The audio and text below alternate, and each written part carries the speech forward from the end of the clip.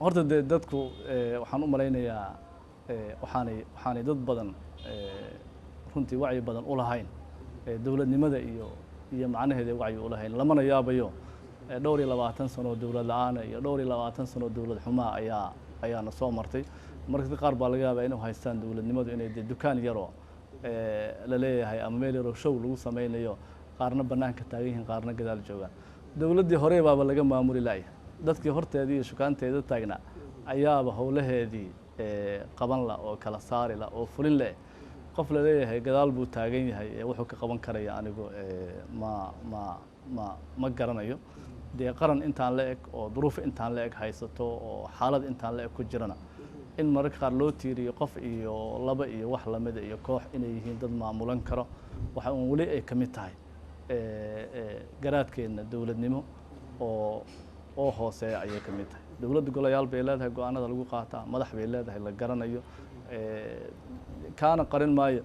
wax aad u badan oo aad u tiro badan oo xataa aniga markaan ku jiray golaha wasiirada aan ku jiray ama markaan wasiirada dowlaha madaxtooyada ahay aanan raalli ka ahayn ama ra'yigayga aanan ahayn baa dhacay oo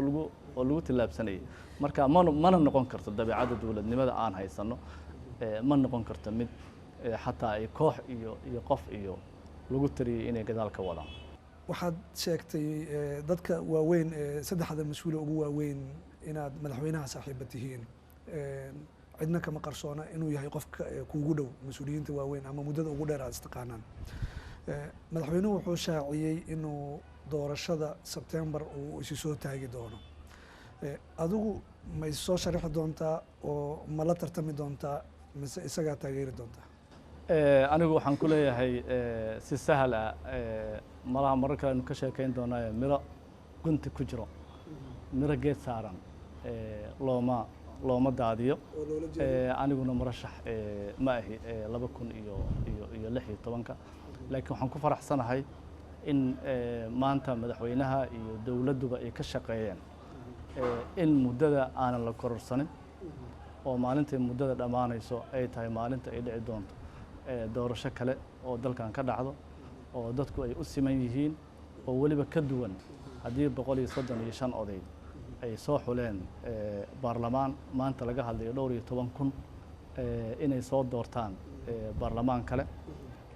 haddii muqdisho kaliya la isugu imaanayo maanta in laga hadlayo magaalooyin kala duwan oo Soomaaliyeed in la isugu yimaado